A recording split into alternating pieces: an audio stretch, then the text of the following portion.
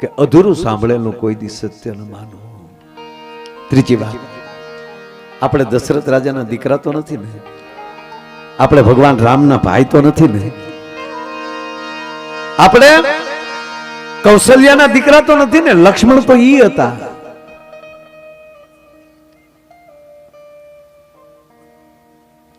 રામચરિત્ર માનસનું બાલકાંડ, ભગવાન રામ અને લક્ષ્મણ અને માં જાનકી વનમાં જાય છે. જો પરિવાર આને કહેવાય, વનમાં જવાનું કેવલ રામને છે, છતાં લક્ષ્મણ ઘરે નથી રહેતા, સીતાજી ઘરે નથી રહેતા.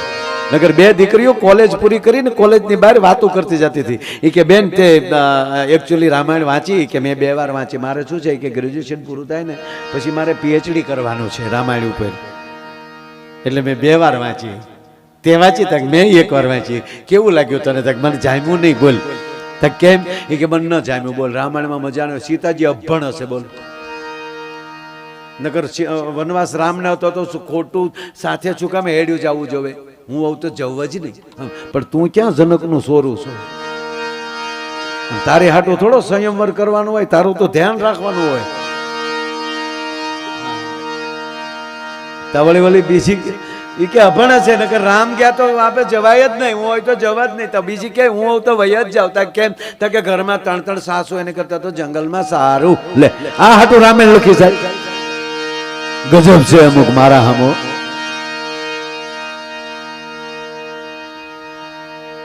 મારે વાત એ કરવી કે વનવાસ કેવલ રામને છે, માં જાનકીને. પ્રભુ વિનંતી કરે છે, સીતા તમે રહેવા ગયા. માં કૌશલ્યા કે દીકરી તને નહીં જવા દઈએ અમે. કે ના, માં જાનકી કહે છે કે માછલી જળ વગર રહી કે તો હું રામ વગર રહી શકું. અદ્ભુત વાત છે, પણ મારે ટૂંકી વાત લેવી કે વનમાં ગયા. હવે તમે વિચાર કરો, ભગવાન રામ બેઠા છે, લક્ષ્મણજી બેઠા છે, માં જાનકી બેઠા છે, થોડાક ઋષિઓ બેઠા છે. ચિત્રકૂટ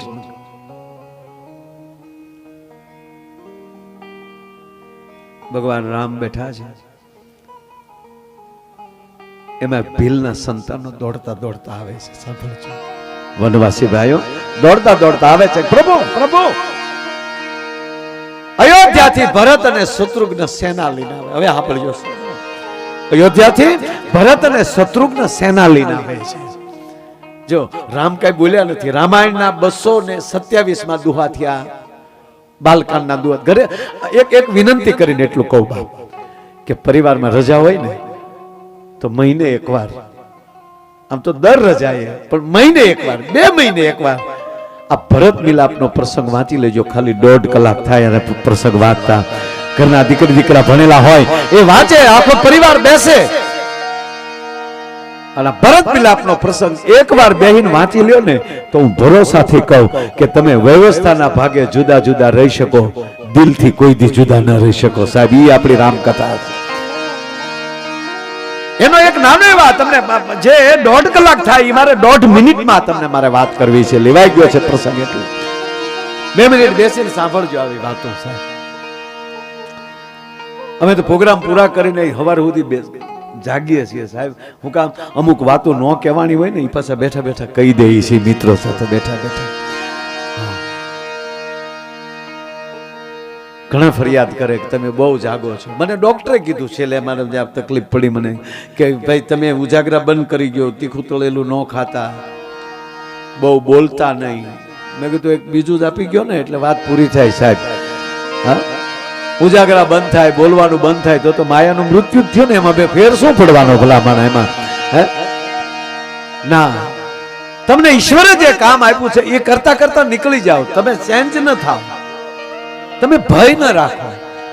હા, ડોક્ટર કેમ જરૂર કરો, આ શરીરના ભગવાન ડોક્ટર છે, પણ મારા આત્માનો ઈશ્વર દ્વારકાધીશ છે, તમારો સદગુરુ છે, તમારી કુળદેવી છે, એ ભરોસો રાખો.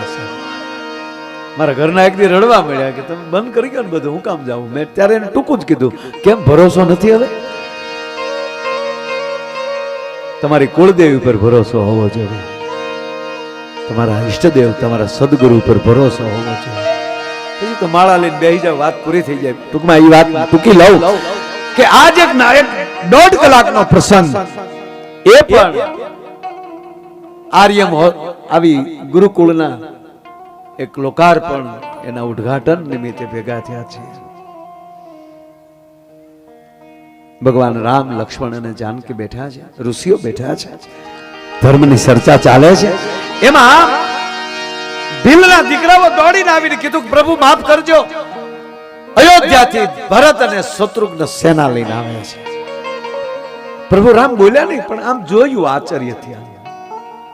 એટલી વાતમાં લક્ષ્મણ ઊભા થઈ ગયા. હા બોલજો આ વાત. લક્ષ્મણ ઊભા થઈ જાય. લક્ષ્મણ બોલે છે, સ્વામી, ભગવાન રામને કહે છે, મોટા ભાઈને કેમ બોલાવાય એ શીખો સાહેબ, કારણ કે આપણા બાપ ઠેકાણે છે આપણો મોટો ભાઈ. સ્વામી માફ કરજો, માલિક મને માફ કરજો, આપની આજ્ઞા વગર બોલું છું. લક્ષ્મણ આવું બોલે છે ભગવાન. હા, કે તમારી આજ્ઞા વગર બોલું છું, મને માફ કરજો.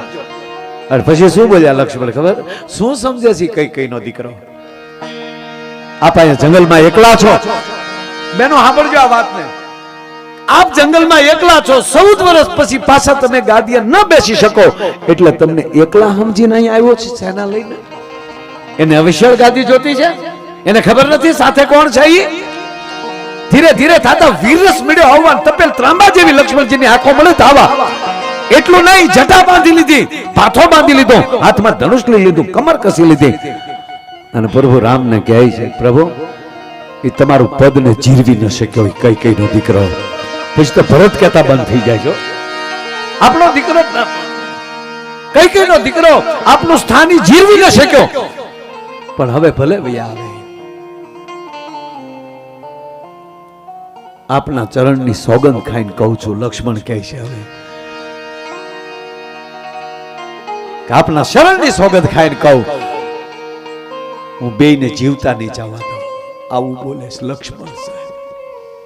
પછી તો ખૂબ બોલે છે કે હાથીઓના ઝૂંડ ઉપર સિંહ ખાબકે એમ એની સેના ઉપર ખાબકી, તેતરના ટોળા ઉપર જેમ બાજ ખાબકે અને બાજોને જેમ તેતરને વીખી નાખે છે એમ હું એની સેનાને વીખી નાખીશ. આવું કરીને કરીને ક્રોધથી. હવે તમે સાંભળો, આવું લક્ષ્મણ બોલવા મળ્યા હોય તો આપણે કાળા માથાના માનવી છીએ. આપણા ભાઈઓ વિશે કોઈ કે એને હેઠો ખેડી નાખ્યો નથી. ઘણા પછી પાઇપ ઉલીને નીકળી જતા. એને કહેજો એકવાર રામાયણ વાંચી લે સાહેબ. લક્ષ્મણ બોલવા મળ્યા છે. પ્રભુ રામને બોલવાનો જીતુભાઈ મોકો નથી આપતા. લક્ષ્મણ જેટલું બોલે છે. અને છેલ્લે હદ તો એથી આકાશમાં દેવતાઓ આવી ગયા કે આ શેષ નારાયણ. લક્ષ્મણ શું બોલે? નારાયણની હાજરીમાં. અને અંતે આકાશવાણી થઈ, સાવધાન લક્ષ્મણ. આકાશવાણી, દેવતાઓ બોલે આકાશમાંથી, સાવધાન લક્ષ્મણ, આપની વાણીમાં આદર્શ ગુમાવો છો. આપની વાણીમાં આદર્શ ગુમાવો છો. અને આકાશવાણી જ્યાં લક્ષ્મણે સાંભળી, લક્ષ્મણ સ્તંભી ગયા. કો અને હવે રામ બોલે છે. હવે સાંભળજો લક્ષ્મણ, કોની ભેગો છો ઈ તો જો. હા સાહેબ, આને રામ કહેવાય. લક્ષ્મણ કોની ભેગો છો ઈ તો જો. તું કોના વિશે બોલે છે? તમે ક્યારના કહો છો કે પદ ન જીરવી શક્યો. હા મને ખબર છે, ઇન્દ્ર પદ ન જીરવી શક્યો, ચંદ્ર પદ ન જીરવી શક્યો, પ્રભુ કહે છે. પણ હા ભાઈ લક્ષ્મણ, મને ભરત ઉપર પૂરો ભરોસો છે. મારો ભરત કોઈ દી એમ કહેવાય. જો આ ભાઈ ઉપર તેનો ભરોસો લક્ષ્મણજીને કહે. પછી તો પ્રભુ કહે છે કે એ બધું છે, પણ જેને સંત ઉપર ભરોસો ન હોય, જેને સંત ન, જો પ્રભુ રામ કહે છે કે જેને સદગુરુ સંત ન સેવ્યો હોય એ પદ ન જીરવી શકે. જ્યારે મારો ભરત તો પરમ સંત છે. હજી એટલું કહી રહી છે તા તો આવે છે, તા તો દડતા દડતા આવે છે ભરત. ભગવાને ધૂળમાં લઈને ઉઠાવીને સાતીએ લગાડ્યા. હવે તમે કલ્પના કરો કે આ જ આ ભરતને આવી રીતે ભગવાને સાતીએ લગાડ્યા, લક્ષ્મણ દૂર ઊભા હતા. હું છું છે મેં આના માટે શંકા કરી. હવે ધરતી માગ આપે તો હમાઈ જાઓ. પણ લક્ષ્મણે નક્કી કર્યું કે ધરતી માગ આપે ને હમાઈ જાઓ તો આ ભાઈ માટે મેં ખરાબ વિચાર્યું, એનું પૈસાપાત નહીં થાય. એની કરતા હવે આખી જિંદગી રામની સેવા કરી અને હું મારી પ્રાયશ્ચિત કરું અને આવું કોઈ દિવસ ભાઈ માટે ન વિચારું. અને પછી તો રોકાય છે. જે બધી ઘટના બને છે હવે છેલ્લી વાત એટલી બેનો માટે ખાસ, પછી નક્કી થઈ ગયું કે ભરતને નંદીગ્રામમાં રહેવાનું. ભગવાનની પાદુકા અયોધ્યાની ગાદીએ બેસે અને પછી રાત રોકાણા. અયોધ્યાથી બધી વસ્તુ આવી ગઈ હતી, સામગ્રી, એટલે અલગ અલગ બધા તંબુ નખાઈ ગયેલા અને પોતપોતાના તંબુમાં જઈ અને બધા પ્રસાદ લઈને રાતે આરામ કરતા હતા. હવેની એક જ મિનિટ બહેનોની માટે લેવી છે. મારે તમને પૂછવું છે કે આપણને આપણી હાહુએ પહેરે લુગડે કાઢી મૂક્યા હોય, 1 વીઘો જમીનનો આપી હોય, અહીંયા કે દુકાનનો આપ્યો, અહીંયા કે કારખાનાનો આપ્યો હોય, અહીંયા કે મકાનનો આપ્યો હોય, અને આપણે ઠેઠ તાપીને કાંઠે ઝૂંપડું કરીને રહેતા હોય. અને પછી આપણા મમ્મી અને આપણા સાસુ બે આવે મળવા, તો પેલા તમે કોને મળશો?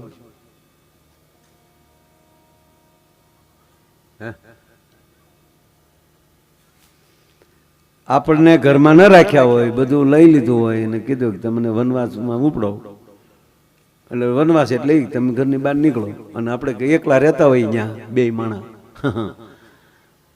અને પછી હાહુ ને મમ્મી બે આવે તો તમે કોને મળશો?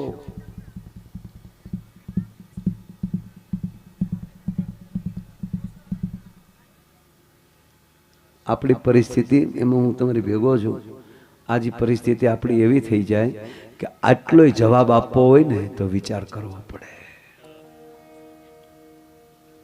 તો સીતાજીને સુખ નહોતું સપનામાં, પણ 20,000 વર્ષ પછી હજી સીતાજીને યાદ કરવા પડે. આનાથી બીજું સુખ એને કેવું હોઈ શકે? તમે કલ્પના કરો. સાહેબ સાંભળજો, વાત કહું તમને. પોતપોતાના કક્ષમાં બધા હું ગયા, આરામ કરવા ગયા છે. એમાં માં કઈ પણ આવ્યા છે, સુમિત્રાજી આવ્યા છે, કૌશલ્યાજી આવ્યા છે, મહારાજ જનક આવ્યા છે, અને સીતાજીના માં સુનૈનાજી પણ પધાર્યા છે. હવના તંબુમાં હવ વયા ગયા છે. અને હવે મારી માં જાનકી ઊભી થઈ. બેલો સાંભળજો, માં સીતાજી ઊભા છે. કઈ તૂટ્યું વાળી ઊતી થયો. અરે મેં મારા છોકરાનું જીવન ઝેર કરી નાખ્યું. એ વિધાતા તે મારી પાસે શું કરાવ્યું? મેં અયોધ્યા ઉપર આંબો રોપાવી દીધો, મારા કંઠને ખોયો. આજ મારા સંતાનો જે મારી જાનકી નીકળે બજારમાં તો મખમલ પથરાય, અને આજ પાણા ના હોય કે ખડને આશી કરવું. સાહેબ હવે કઈ પણ આંગુડા નથી હો ભાઈ.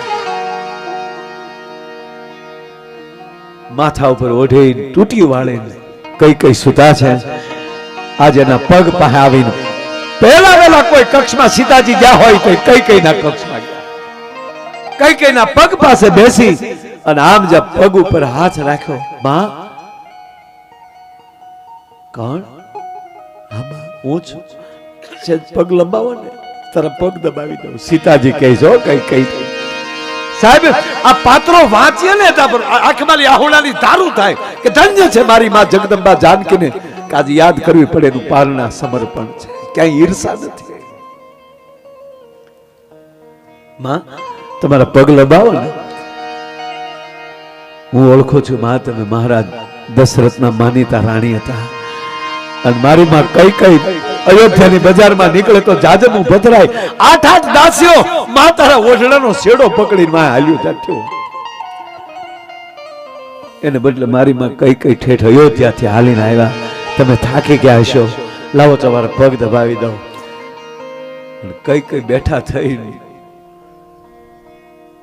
ધ્રુજતા હાથે માં સીતાજી આમાં હાથ જોડે, જાનકી મને માફ કરજે બેટા,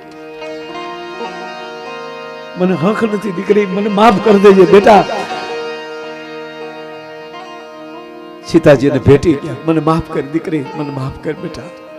લવણ થઈ ગયો કઈ મને માફ કર બેટા. અને તેથી બે પગમાં કઈ ના પકડીના દેશની જગદંબા જાનકી એટલું બોલ્યા હતા. માં કઈ એક વાત કહો. માફ કરવાની વાત તો બીજે ગઈ, પણ તમારા પ્રત્યે જો મને ઊંડે દુર્ભાવ હોય તો મને મારા સુહાગના સોગંદ છે. તારા પ્રત્યે દુર્ભાવ ન હોય માં.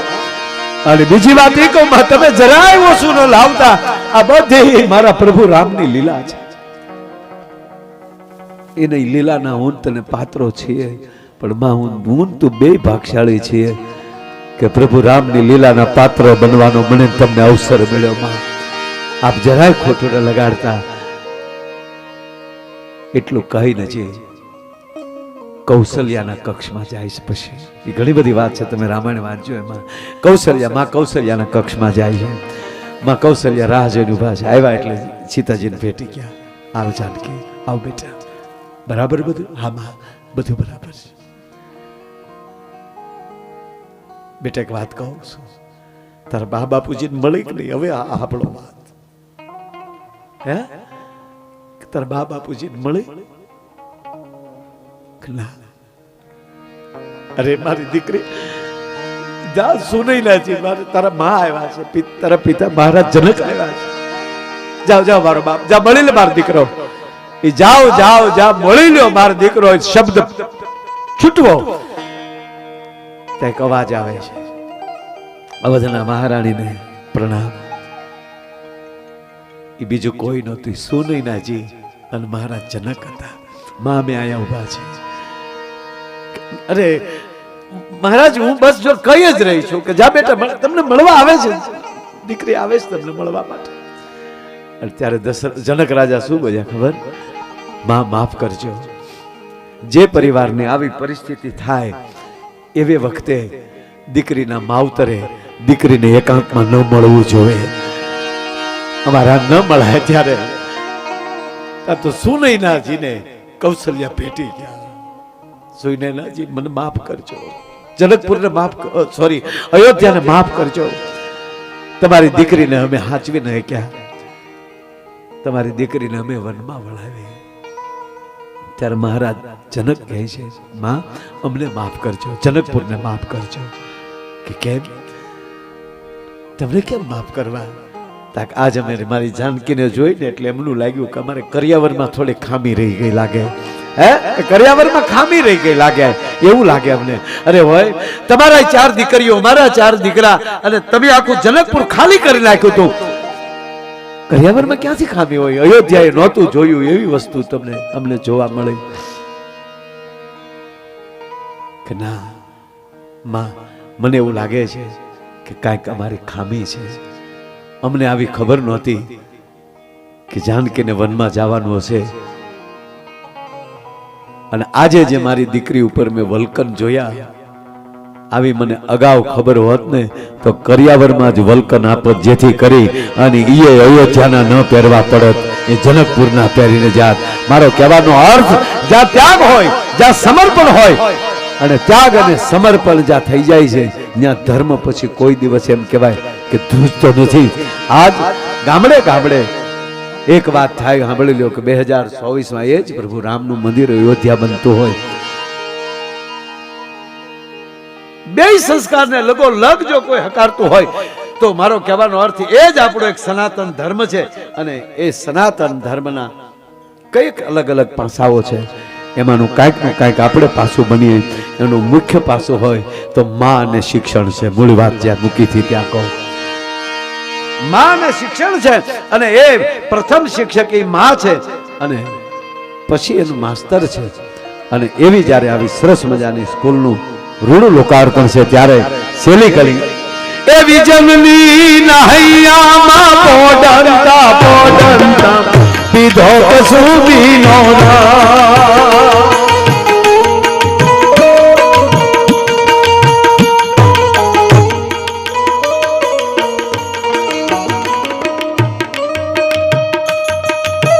આ બ્લુ સ્ટાર ચેનલ થી આ લાઈવ થઈ રહ્યું છે, એને તાળીના ગગડાથી વધાવ.